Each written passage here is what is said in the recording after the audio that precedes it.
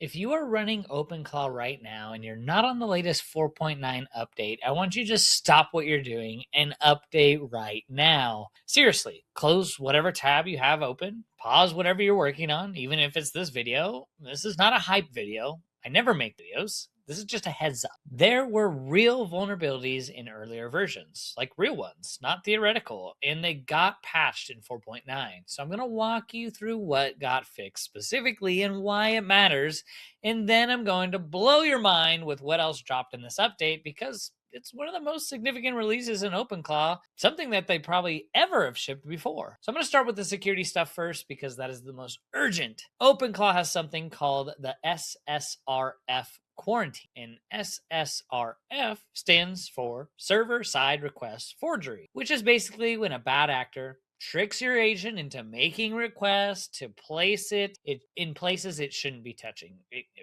It's whatever. Internal servers, sensitive endpoints, stuff like, come on, hold your horses. OpenClaw had protection against this, but there was a bypass. So if your agent was doing browser interactions, clicking things, evaluating code inside browser hooks, those flows could skip right past the quarantine and land on forbidden URLs. That is a real problem. 4.9 blocks that though. The next one is .env injection. Your workspace has an env file. It holds your API keys, your environment variables, all the sensitive stuff that makes your agent run. Before 4.9, a malicious workspace config can overwrite the runtime control environment variables by slipping things into that env file. So if someone handed you a workspace or a plugin with a sketchy env in it, it could potentially hijack your agent. Now that's blocked. The third thing is the node exec injection. When remote node exec events came in, they were not being properly flagged as untrusted. So remote output could inject content that looked like a trusted system message to your agent. So if you understand how language models work, you know that getting something injected into the system prompt is a catastrophic outcome. 4.9 sanitizes that and blocks all of that. Pretty nice. The fourth thing is plugin auth collision. So OpenClaw has a bundled provider, right?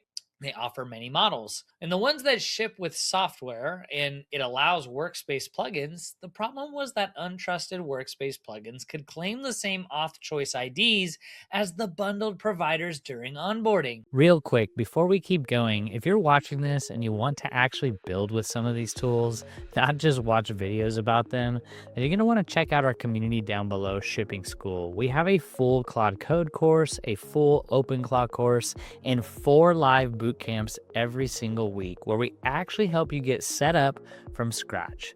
Like actually set this thing up, not just watch a tutorial and figure it out by yourself. And we also provide one-on-one coaching, so you could book a call with me, we could share screens, and I can help you get Claude Code or OpenClaw running on your machine. That's it, no fluff. I built this community because watching YouTube's only gets you so far. We launched it just 3 days ago and we have over 55 members. You need people around you who are actually building, people who hold you accountable, and coaches who can help you when you get stuck. I'll put the link in the description down below. Get in now before the price goes up. A malicious plugin could collide with a legitimate provider and intercept your auth flow. Gone. And then they run a full dependency audit on top of all that, forced basic FTP to version 5.2.1, which patches the CRLF command injection vulnerability, bumped Hono into production paths. The whole thing just got tightened down. That's the short story. Here's what you need to understand about this. 3 versions shipped in 48 hours. We've been busy. 4.7, 4.8, and 4.9 literally came out in 48 hours. That is what a serious security response looks like. They found the issues, they patched them, and then they shipped the fixes fast. Most software companies would spend 3 weeks writing a blog post, posting on Facebook, having a board meeting, all talking about these vulnerability disclosures before even patching it. OpenClaw just shipped them. So if you're running this in production, update it right now. I'm not kidding. Okay, security is covered. Now let me tell you about the thing I'm genuinely excited about. Dreaming! And no, I'm not being poetic, but the dreaming feature was implemented back in 4.7, and they just keep making it better. And that's the name of the feature, is dreaming. You got REM sleep, deep sleep, and regular sleep. But here's the problem that every AI agent has. Memory. So they have Memory Wiki that they just released, which is an amazing way how it stores memory. And we have dreaming, which is while your agent is dreaming or while you're away, It goes into a dream state and starts recording information that is relevant to your log files and your chat files, and starts synthesizing that information and storing it away. So basically it reads some context files, loads some recent history, and tries to be useful. But if something important happened 3 weeks ago or a month ago, that information is probably sitting in some daily log file that nobody's reading. It is not your agent's active knowledge, it's just gone. OpenClaw has had dreaming in their system for a while now, but the idea is that while your agent is idle, it processes its recent memories, extracts the important patterns and facts, and then stores them as durable knowledge, like how your brain consolidates memories during sleep, hence the name. But the old dreaming only worked with recent stuff. Yesterday, maybe the day before, you could not go back further without setting up a second memory stack, which was complicated, and honestly, most people were not doing it. 4.9 changes all that. They built what they are calling the grounded REM fallback lane. REM, like the sleep stage, backfill, because when you go back through your entire history, replay it through the dreaming system, old daily notes, logs from weeks ago, conversations you thought were permanently buried, all of it can now be fed into dreams and into durable memory. There is a new historical REM harness with a path flag, so you can point it at any file or folder of old logs. Diary commit and reset flows let you stage the backfill, see what it extracted, and either commit it or roll it back before it becomes permanent. Cleaner, durable fact extraction. The point that I want to make here is that memory is one of the biggest issues when it comes to AI agents, specifically in OpenClaw, and the fact that they have upgraded this system over the last few updates shows that it is an upfront, urgent product that they want to start adding on to. So you have Memory Wiki, and now you have this dreaming feature. So we're starting to get this memory thing figured out. And I feel like it's one of the missing pieces to getting these AI agents actually to remember, learn, and store information, and also improve themselves as time goes on. I've noticed that the memory has gotten better, but I also have 4 different ways that I back up my memory system files.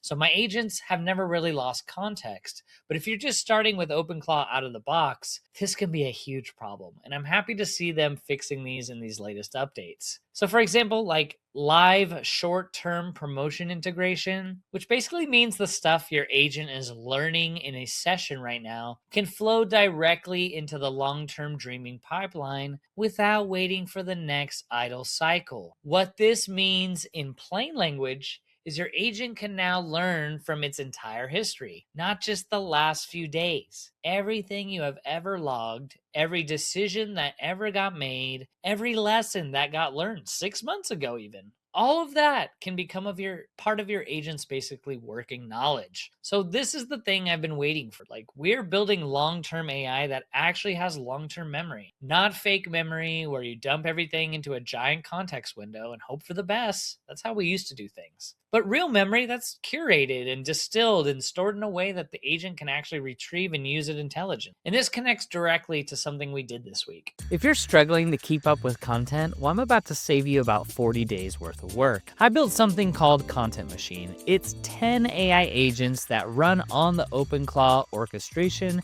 and they handle everything: scripts, thumbnails, X-posts, blogs, outreach, clips, newsletters, all of it. So I went from 1,000 subscribers to 4,000 subscribers on YouTube in 7 days using this exact system. Every single morning I wake up and the content's already done. I spend maybe 15-20 minutes reviewing and approving them, and I move on with my day. It works for any niche: fitness, finance, real estate, marketing, whatever you are building, and it is 100% completely customizable to your use case. So you get the mission control dashboard, all of the cron jobs, everything I've built over the last 40 days, helping me gain more and more people to subscribe and join the community. So you plug in your own thing and it molds it to you, it learns how you talk, and it writes so it doesn't sound like AI slop. $97 one time, it's not a subscription. I'll put the link down below and you'll thank me later. We set up Memory Wiki. I just did this a few days ago, and it is a structured knowledge base that your agent reads from and writes to. It basically turns raw memory logs into organized, searchable, usable knowledge. We set that up just yesterday, and now with 4.9, Dreaming feeds directly into the memory wiki through the bridge mode. The things your agent extracts and consolidates overnight flow into that wiki as structured pages. Facts, patterns, insights, all organized and queryable. I keep saying it. The pieces are connecting. Every time I think we have hit a ceiling on what these agents can do, something like this drops and I realize we're still in the early innings. This is so early. Two more things worth covering that are small but QA lab character vibes. This is for people building agents who want to compare how different models behave before deploying them. You can now run evaluation reports with model selection and run them in parallel. Instead of swapping in a new model and hoping it behaves the way you expect, you test it first, side by side with your current model, and you see how they differ. You make an informed call if you're running in production in these agents at any scale. This is a big deal. And then provider auth aliases. Quality of life, but it matters. If you are running multiple variants of the same provider, like different API endpoints or account types, they can now share environment variables, auth profiles, and API key onboarding. You do not have to wire everything up separately. Less configuration, fewer ways to accidentally break something when you make a change. There were also a bunch of other fixes, like Android pairing is more reliable. They cleared stale setup codes and improved the bootstrap flow so you're not fighting for your phone to get it connected. Matrix gateway stability got improved because before this, a single matrix sync failure could take the whole gateway down. Now it fails gracefully. Slack media auth is fixed so private images actually load again.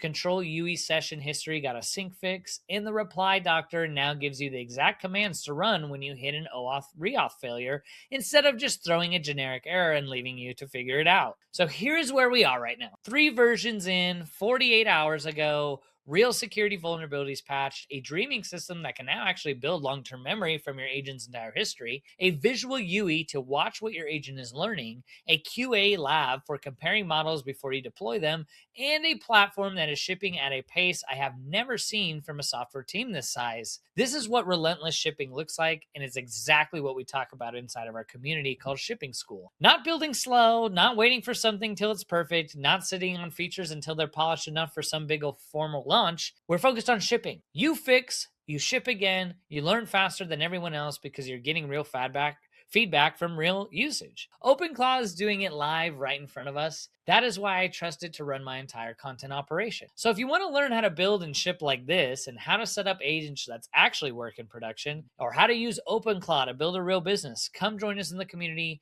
214 members, and we launched the community 23 days ago. It's a community of people who are building in public, learning from each other, and actually shipping things, not just talking about them. I'll put the link to it down below, and if you like AI news, we release about 4 to 6 videos every single day covering OpenClaw use cases, updates, and AI news. We'll see you in the next one. Have a blessed night.